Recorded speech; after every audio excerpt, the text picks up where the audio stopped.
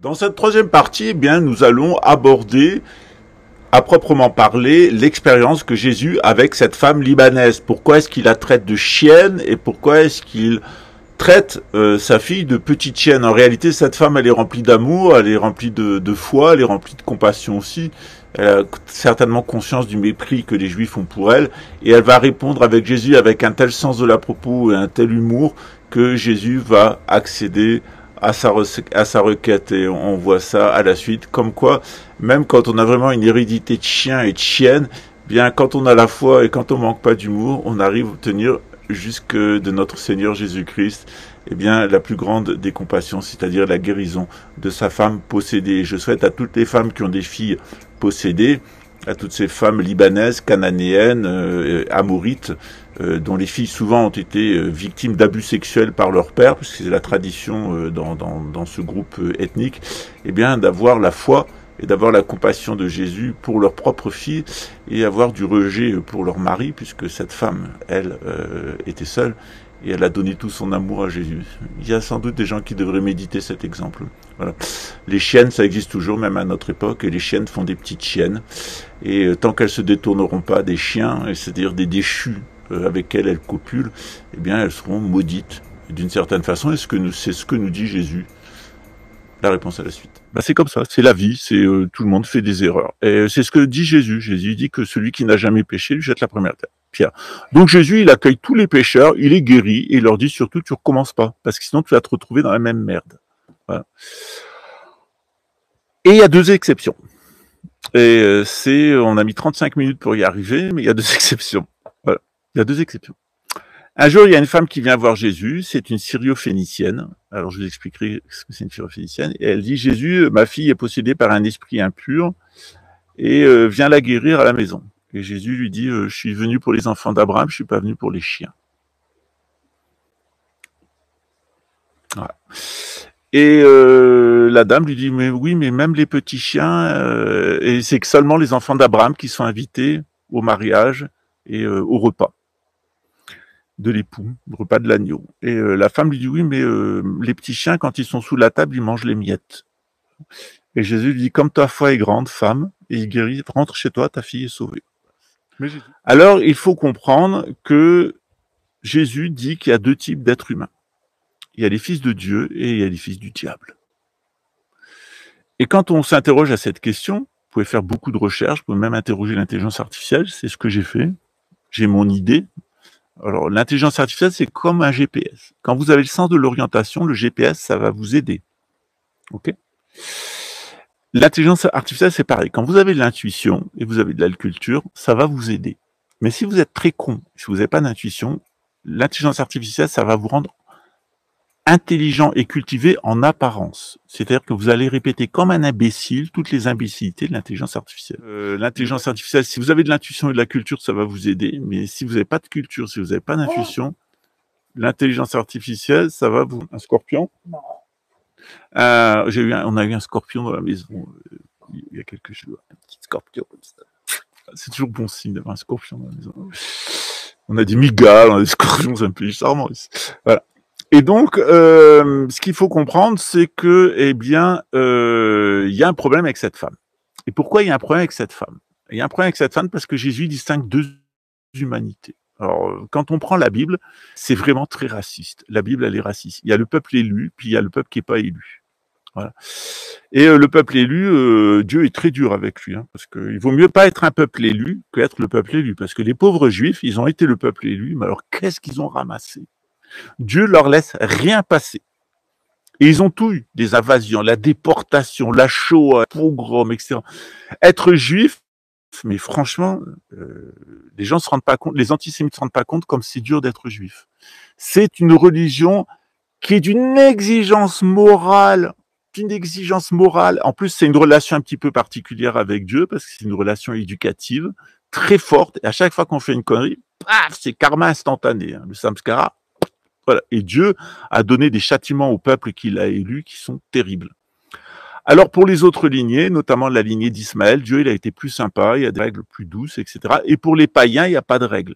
et Dieu est beaucoup plus tolérant envers les païens. Ça veut dire que quand on a la chance d'être juif, eh bien, on doit faire face à l'honneur qu'on a d'être juif. Et quand on est musulman, on doit faire face à ce défi, à cet honneur qui a été fait à la lignée d'Ismaël et à la lignée d'Isaac, avoir été élu par Dieu.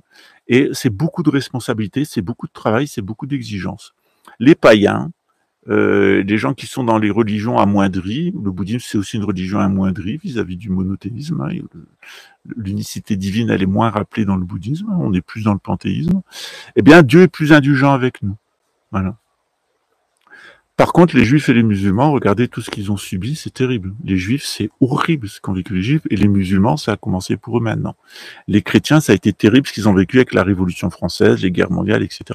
Aucun peuple n'a vécu. Les descendants d'Abraham, Dieu est d'une très très grande sévérité envers eux, et il est très exigeant. Pourquoi? Parce qu'ils reçoivent beaucoup. Et qu'ils ont la garantie, s'ils se tiennent à leur tradition, d'aller dans le royaume des cieux. Pour nous, c'est moins garanti. Dans le bouddhisme, on ne reçoit pas le royaume des cieux, on doit le conquérir par ses propres efforts. C'est plus difficile, c'est plus exigeant. Ouais. Dans le christianisme, le judaïsme et l'islam, on reçoit tout, et donc il faut se montrer à la hauteur. Quand on se montre pas à la hauteur, ben on ramasse. Dans le bouddhisme, eh bien, on conquiert par soi-même, et donc Dieu est beaucoup plus indulgent envers nous. Voilà, et c'est plus facile pour nous. Voilà, moi, j'ai préféré être bouddhiste, c'est plus facile. Voilà, c'est moins exigeant. Voilà. Et donc Jésus se retrouve avec cette femme et Jésus nous apprend un grand secret. Il rappelle la Bible, c'est-à-dire qu'il y a toute une quantité d'êtres humains. S'ils ont la foi, ils seront sauvés. Cette femme, elle a eu la foi, elle a été sauvée. La fille de cette femme, elle a été sauvée par Jésus. C'est un truc absolument génial, c'est un truc merveilleux que cette femme, cet enfant ait pu être sauvé par Jésus, cette femme a pu être sauvée par Jésus. C'est vraiment un acte merveilleux qu'a fait Jésus. Mais pourquoi Jésus est arrivé à la sauver? Parce qu'elle avait la foi. Et quand elle est arrivée, Jésus s'est aperçu qu'elle n'avait pas forcément la foi, et il a appliqué les règles de la Bible. Et il a dit à cette femme, eh bien, je ne te guérirai pas, je ne guérirai pas ta fille, parce que tu es une Amorite. Voilà.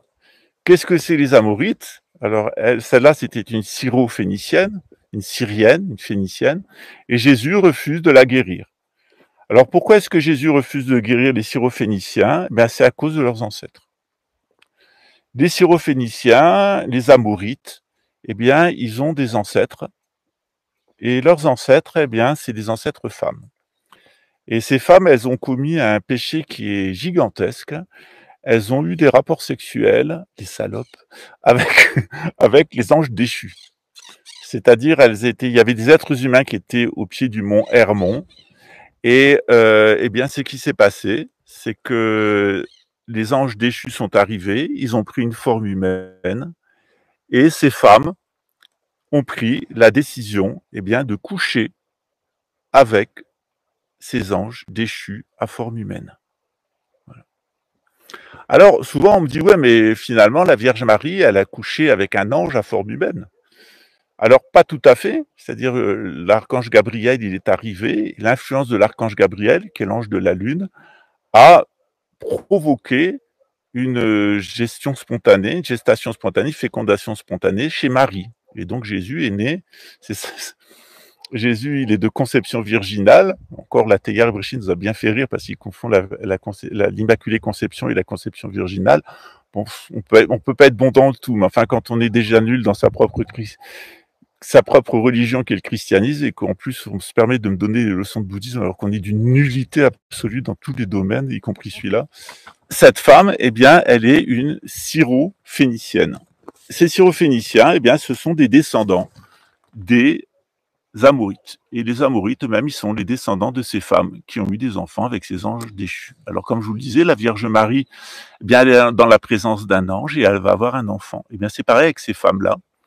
La Bible nous dit que ces anges-là, eh bien, soit ils apparaissaient dans le domaine subtil et ils pouvaient mettre les femmes enceintes, ou, eh bien, ils pouvaient même prendre une forme humaine ou posséder un être humain et avoir des descendants. Et on a toute une partie de l'humanité, de ce que nous dit Jésus, qui sont des descendants de ces femmes pécheresses qui ont eu des rapports sexuels avec les anges déchus. Le chef des anges déchus dans le judaïsme s'appelle Samaël, et dans le christianisme, c'est Lucifer. Voilà. Dans l'islam, il s'appelle Iblis. Voilà. Et donc, il y a toute une partie de l'humanité qui sont des descendants de ces femmes qui ont couché avec les anges et donc qui sont des descendants de ces anges. Alors, c'est pas très grave si les gens ont la foi. C'est-à-dire si c'est des bons juifs, très bons juifs, qui respectent bien la Torah, le Talmud, qui font tout ce qu'il faut, qui sont des bonnes personnes, qui jouent le jeu, il n'y a aucun souci. Si c'est des bons chrétiens, qui appliquent les règles de Jésus, aime ton prochain comme toi-même, c'est-à-dire donner beaucoup d'amour, eh bien, il n'y a pas de problème. Et si c'est des bons musulmans qui respectent la charia, il n'y a pas de problème non plus. Voilà. Mais par contre, quand ces gens-là retournent à leur ethnicité, ben, ça crée des problèmes. Alors, il y a plusieurs façons de retourner à son ethnicité. On peut le faire en déformant la religion et faire de la religion quelque chose de violent et de sectaire. Et puis après, on peut se laïciser. Donc d'abord, on rend la religion insupportable. Ensuite, on se laïcise. Ensuite, on devient luciférien, c'est-à-dire qu'on veut la connaissance pour se croire l'égal de Dieu. Puis à la fin, on devient satanique, c'est-à-dire qu'on veut tuer des êtres humains. Et c'est exactement ce qui se passe dans l'islam actuellement avec le Hezbollah. À l'origine, les Libanais du Hezbollah et d'Iran, bah, c'est des descendants d'Ismaël, c'est aussi des descendants des Juifs, hein, puisque tout le monde a un peu mélangé là-bas, et c'est aussi des descendants des Amorites. Alors quand ces gens-là ont la foi, qui respectent bien la religion, et qui font pas chier tout le monde avec leur religion, et qui l'appliquent pour eux, je veux la faire appliquer aux autres, hein, bien tout se passe bien. Mais quand ces gens-là se mettent à faire de la religion quelque chose de violent et qui justifie le meurtre, ben c'est ce que fait le Hezbollah ou le Hamas au nom et ça donne des attentats islamistes comme ceux qui ont été perpétrés contre les Juifs d'Israël, qui ont été attaqués par le Hamas après avoir été attaqués par le Hezbollah. Eh bien, on est déjà dans des gens qui ont quitté la religion et qui rentrent dans leur ethnicité. Et quand ces gens-là retournent dans leur ethnicité, eh bien, et qui sont d'origine amorite, eh bien, ils vont faire exactement ce qu'a fait leur ethnicité. Et ce qu'a fait leur ethnicité, eh bien, c'est ce qu'ont fait les anges déchus. C'est-à-dire qu'ils sont rentrés en révolte contre Dieu et ils se sont promis non seulement de liquider les êtres humains tels que les a voulu Dieu, mais créer une nouvelle espèce humaine. Et il y a un Libanais en ce moment qui nous propose justement cette méthode-là. Il nous propose de exterminer 7 milliards d'Homo sapiens sapiens. Il l'écrit dans son livre, hein, c'est Yuval Hariri, c'est un Libanais, israélien, qui vit en Suisse. Et dans son livre Homo sapiens sapiens et dans son livre Homo Deus, eh bien, il nous propose d'exterminer 7 milliards d'êtres humains et de les remplacer par une nouvelle espèce à qui on aurait donné un troisième brin d'ADN, et qu'on aurait transformé, regardez ces jolies fleurs, et qu'on aurait transformé en Homo Deus, c'est-à-dire on met un troisième brin d'ADN, et puis on va piloter avec une intelligence artificielle et des nanorobots ce troisième brin d'ADN, et on va muter les gens génétiquement, et ils nous imaginent qu'ils vont contrôler l'évolution de notre espèce grâce à ces nanotechnologies. C'est pas moi qui l'invente. Vous pouvez le contrôler, c'est écrit dans son livre Homo sapiens sapiens et dans son livre Homo Deus. C'est leur proposition. Alors, c'est pas seulement une proposition comme Hitler avait écrit Mein Kampf, parce que Homo sapiens sapiens, vous le verrez dans le commentaire que j'ai fait de ce livre, c'est un genre de Mein Kampf. Sauf que maintenant, ils sont passés aux actes. C'est-à-dire, Hitler, il a commencé par écrire Mein Kampf, et puis ensuite, il a fait les camps de concentration. Et bien là, ils ont fait un Mein Kampf, qui est Homo sapiens sapiens et Homo Deus, qui est une horreur, hein, parce que c'est vraiment... Lisez-les, et je lirai le commentaire en lire, et les personnes qui m'ont soutenu quand j'étais en prison, je vous aurai un exemplaire imprimé, dédicacé, qui vous sera dédié, et votre nom apparaîtra sur le livre en remerciement, votre prénom. Et donc, leur projet, dit-il, ben, c'est de tuer 7 milliards d'Homo sapiens sapiens, qui sont devenus inutiles, c'est ce que nous dit aussi Jacques Attali, qui est aussi un khazar, et qui est retourné à son ethnicité, c'est-à-dire les Amorites. C'est vraiment l'ange déchu, hein. Ce type est humanophobe, il déteste les êtres humains, il veut nous tuer, et il le dit, on vous tuera, on vous éliminera, et on vous remplacera par une nouvelle espèce qui est l'Homo Deus. Alors l'Homo Deus est une créature dans laquelle on a introduit un troisième brin d'ADN synthétique, et avec des nanorobots qui sont sous le contrôle d'une intelligence artificielle et qui va en réalité contrôler nos mutations génétiques et le fonctionnement chimique de notre corps. Alors il y a des gens qui me disent ça marchera jamais. Voilà. Alors il est possible que ça marchera jamais sur des êtres humains, mais sur d'autres espèces ça marche. Par exemple, il y a des essais qui sont faits sur d'autres humanoïdes, pourrait-on dire, enfin en tout cas d'autres êtres qui ne sont pas forcément des mammifères comme nous, et sur lesquels ça fonctionne très bien. Et c'est vraiment, l'humanité, elle est vraiment à un tournant à l'heure actuelle. Eh bien, on est face à des personnes qui sont arrivées à un niveau de luciférianisme et de satanisme qui est exceptionnel et qui s'est jamais produit dans l'histoire de l'humanité. C'est-à-dire des gens qui veulent éliminer notre espèce telle qu'elle est naturellement et la remplacer par une nouvelle espèce synthétique de leur création. Et c'est le projet actuel. Et alors, vous comprenez que cette idée, elle n'est pas sortie de nulle part. Cette idée, elle correspond au mythe des anges déchus. En réalité, derrière le mythe des anges déchus, il y a sans doute l'idée que certaines personnes, à un moment, se sont rebellées contre la nature, se sont rebellées contre Dieu et avaient un niveau de technologie qui était tel qu'ils arrivaient à faire une autre humanité, une humanité sui generis, d'un autre type. Et que cette humanité, elle est toujours avec nous. Voilà.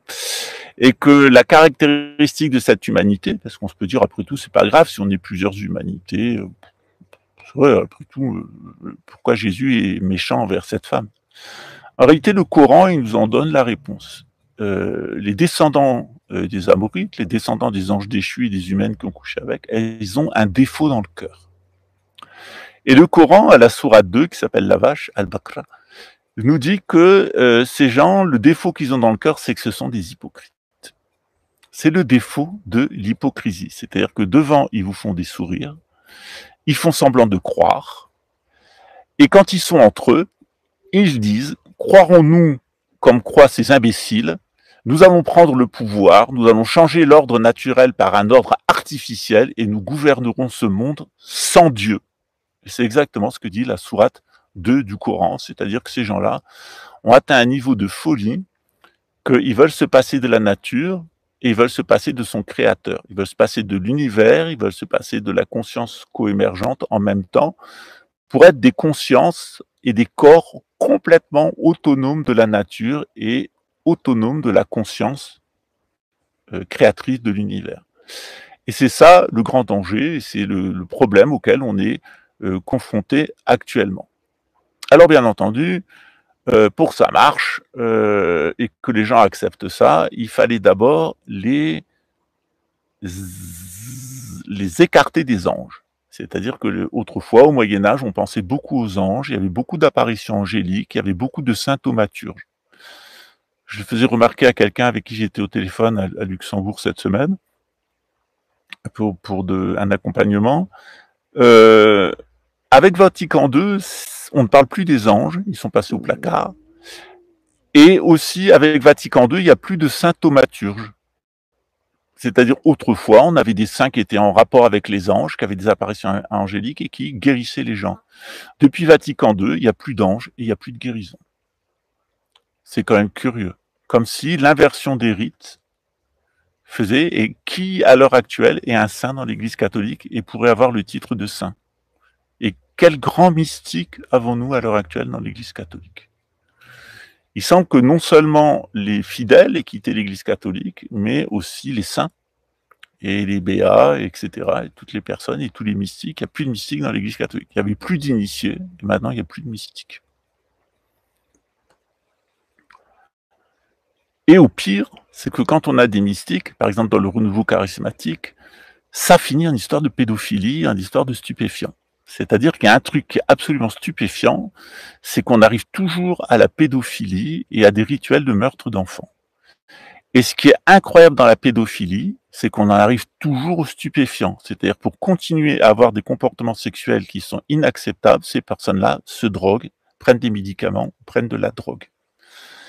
Les deux sont toujours liés en permanence, ça correspond à la pharmakeia et la pornéia, comme je vous l'ai expliqué dans pas mal de capsules. Et c'est vraiment les deux problèmes sur lesquels on doit penser. C'est non seulement l'ignorance, mais la pharmakeia et la pornéia. Dans le bouddhisme, on représente ça avec 3 animaux, qui sont le coq, le porc et le serpent. Le serpent, c'est la pharmakeia, qui est tout le temps en train le serpent est tout le temps en train d'empoisonner tout le monde. La pornéia, les mauvaises représentations, ben, c'est le coq qui veut tout le temps baiser ses poules. Et l'ignorance, eh bien, la fausse gnosis, la mnémésis, l'absence de sagesse, de transcendance, la chance de connaissance sagesse, eh bien, elle est représentée par un porc qui est dans la boue. Voilà. Donc voilà la situation, et c'est pour ça que je tenais à vous en parler à Pâques. Eh bien, soyez croyants. C'est-à-dire, quelle que soit votre ethnicité, si vous êtes croyant, ça pose pas de problème. Il y a vraiment aucun problème. Si vous êtes croyant, vous serez sauvés. Vous allez continuer à avoir votre relation avec Dieu. Vous allez continuer à avoir votre relation avec la nature qui va poser aucun problème. Et Dieu vous couvrira de bénédictions et la nature va s'ouvrir à vous et vous donnera de la prospérité. Par contre, si vous vous fâchez contre Dieu, si vous fâchez contre la nature, eh bien vous allez vivre de manière artificielle. Et il y a 2 façons de vivre de manière artificielle, c'est vivre avec l'argent et vivre avec les drogues. Et si vous vivez avec l'argent et si vous vivez avec les drogues, petit à petit, vous allez développer un type de sexualité qui est pervers. Je vous le disais en antenne, Rothschild disait Vice is nice, c'est Elisabeth Rothschild qui a écrit un livre sur son expérience d'abus sexuels, pédophiles et d'inceste dans sa famille, et elle dit que c'est toute sa famille, sans exception, depuis des générations, et que c'est tout le milieu dans lequel elle traîne. Et elle nous dit Vice is nice, incest is the best. Le vice, c'est beau, et l'inceste, c'est le meilleur. Voilà. Alors, on est vraiment face à des gens qui sont complètement dénaturés, parce que un homme normal, il n'a pas envie d'avoir des rapports sexuels avec sa fille. Il a des rapports sexuels avec sa femme. Une mère normale, elle va donner du lait à son enfant. Elle va leur donner de bonnes choses. Elle va pas donner des poisons. Une mère qui empoisonne ses enfants et un père qui couche avec ses enfants, quel drôle de parents cela est-ce donc. Et c'est de ça que, eh bien, on nous met en garde et Jésus nous met en garde. Jésus nous dit, voilà, quelle que soit votre origine, ça ne pose pas de problème. Votre origine ne pose pas de problème. Que vous soyez grec, que vous soyez romain, que vous soyez juif, que vous soyez galiléen, que vous soyez égyptien. Regardez, par exemple, un des premiers chrétiens, eh bien, c'est un eunuque nubien, éthiopien. Donc, même si vous êtes homosexuel, même si vous êtes transsexuel, quelle que soit votre sexualité, on s'en fout, dit Jésus. Quelle que soit votre origine, on s'en fout. L'essentiel, c'est qu'il faut que vous ayez la foi. Que vous ayez la foi et que vous respectiez les règles. Alors, les règles du judaïsme, les règles de l'islam, c'est un petit peu difficile. C'est des règles qui sont un petit peu contraignantes. Mais dans le christianisme et dans le bouddhisme, on a des règles qui sont un petit peu différentes. Dans le christianisme, la règle que nous impose Jésus, la règle que nous demande Jésus, eh bien, c'est d'aimer son prochain comme soi-même. Tout comme vous aimez votre ego, tout comme vous aimez vous-même, eh bien, vous devez aimer les autres. Aimez les autres comme vous vous aimez vous-même, comme vous vous pardonnez à vous-même, pardonnez aux autres, comme vous faites du bien à vous-même, faites du bien aux autres. Considérez l'autre comme un autre vous-même. Dans le bouddhisme, eh bien, on est toujours en contraste entre le bouddhisme et le christianisme. Eh bien, dans le christianisme, dans le bouddhisme, pardon, on nous dit ayez de la compassion. La compassion, c'est quoi? La compassion, c'est ressentir les souffrances des autres. La compassion, c'est quand on ressent la souffrance des autres. Voilà. Quand vous ressentez la souffrance des autres, je vais me mettre juste dans l'âge du soleil. Là. Voilà.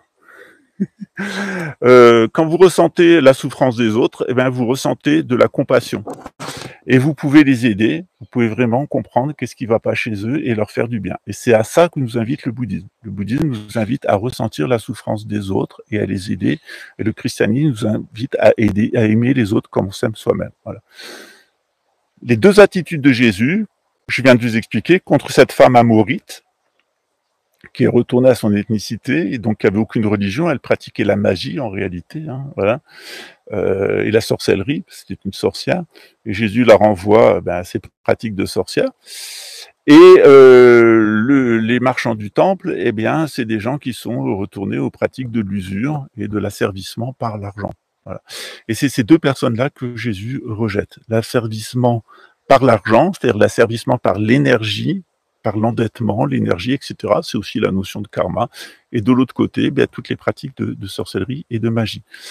Jésus s'est confronté à ces gens-là. Ces gens-là lui ont pas fait de cadeau. Ils ont décidé de l'arrêter. J'ai connu ça, de le torturer, j'ai connu ça, de le mettre à mort, j'ai pas connu encore, ça peut tenir, ça a failli, j'étais à 15 jours, et ensuite, eh bien, ils ont décidé de le tuer, de le mettre à mort. Sauf que Jésus, il a été plus fort qu'eux, eh bien, il est arrivé à ressusciter, c'est-à-dire qu'il a vaincu la mort. Demain, c'est un événement extraordinaire dans l'histoire de l'humanité que nous allons fêter ensemble. Parce que moi, je fête les fêtes avec les juifs, je fête les fêtes avec les musulmans, avec les chrétiens, avec les bouddhistes, avec les hindous. Quand on a eu l'initiation, quand on a accès à l'ésotérisme, on s'aperçoit que dans toutes les religions, c'est exactement la même vérité. On peut pratiquer toutes les religions, mais on ne les mélange pas. Et on ne fabrique pas une religion unique, nouvelle, exactement ce que veulent faire les lucifériens et les satanistes, c'est créer une fausse religion unique, qui sera évidemment dédiée à Lucifer, et au final qui sera satanique. C'est qu'une question de temps pour qu'il lâche le morceau. Donc demain, ben, c'est un jour extraordinaire, pas seulement pour les chrétiens, mais pour toute l'humanité. On a un être humain qui a été juste, bon, qui est le fruit de la présence d'un ange, qui est une conception immaculée, née d'une immaculée conception. Et cet homme-là, eh bien, non, je vais pas faire de roleplay. Et cet homme-là, c'est sérieux, cet homme-là, eh bien, il va vaincre la mort. Voilà. Vous savez que les dernières analyses du Saint-Suaire de Turin, elles sont claires.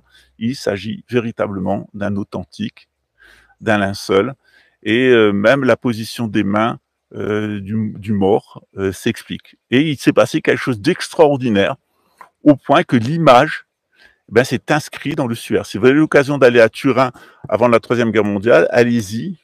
Il y a quelques années, je vous disais, allez voir la Sainte Couronne à Notre-Dame de Paris, allez l'embrasser parce qu'il va se passer un truc à Notre-Dame de Paris. Pareil, si vous avez l'occasion de visiter la nécropole des rois, allez visiter la nécropole des rois parce qu'ils vont la détruire. Ça, c'est certain. Ils ont détruit Notre-Dame, ils détruiront la Sainte-Chapelle, c'est qu'une question de temps. Donc faites joie demain parce que c'est vraiment un moment extraordinaire. Et ce moment, il est d'autant extraordinaire que la personne, eh bien, qui va retrouver Jésus, qui va voir, eh bien, que Jésus est vraiment ressuscité, eh bien, c'est sa maman et un groupe de femmes. Donc il y a certainement Marthe, hein, il y avait 5 femmes, les saintes femmes. Et puis au final, eh bien, c'est Marie-Madeleine. Et Marie-Madeleine, elle est la compagne de Jésus. Et elle va se rendre au tombeau. Et elle va croire que c'est le jardinier. Elle va parler avec lui. Et puis, elle va s'apercevoir que c'est Jésus. Et Jésus lui dit, ne me touche pas encore parce que le Père ne m'a pas encore glorifié. On fera une autre vidéo pour expliquer ce que c'est que le corps de gloire, parce qu'on a aussi ça dans le bouddhisme. En réalité, tout ce que vous avez dans le... C'est catastrophique sur YouTube, ça continue à vendre des cryptos et les Français, bah oui, tant qu'il y aura des pigeons, hein, qu'est-ce que je te dis, tant qu'il y aura des gens, il y a des mamans qui me téléphonent catastrophées parce que leur fils veut s'engager dans la police ou dans l'armée, et on me dit, bon, bah, il va s'engager dans l'armée parce que il y a un bon salaire pour être pilote de char et j'ai peur, etc., mais avec la protection de Dieu, il lui arrivera rien. Bah, c'est pas la peine de tenter Dieu, c'est mieux de pas rentrer dans l'armée parce que c'est la meilleure façon de se retrouver en Ukraine, hein. Alors, on commence par rentrer dans l'armée, et puis à la fin, on finit sur un champ de bataille, et à la fin, on finit au cimetière avec une jolie croix blanche. Il y en a des millions comme ça, qui sont, ou des centaines de milliers, qui sont enterrés en Normandie et dans le nord de la France. Ça, c'est à vous de voir. Mais quand j'étais petit, au scout, on me faisait chanter une chanson qui était la suivante.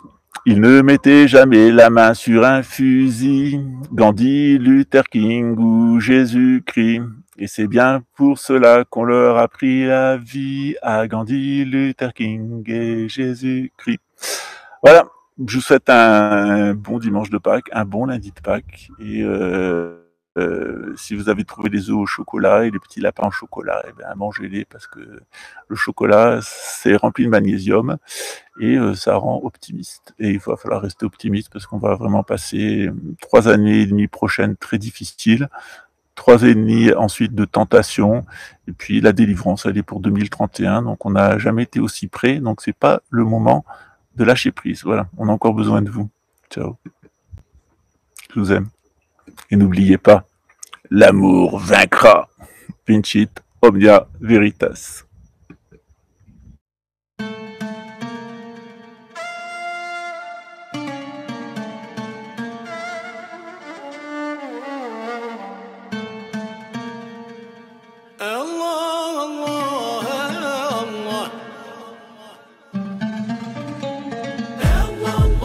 ما حدك انت حاضي ديما ربي يعطينا انا الملهي في ذنوبي والناس من اللي هي فيا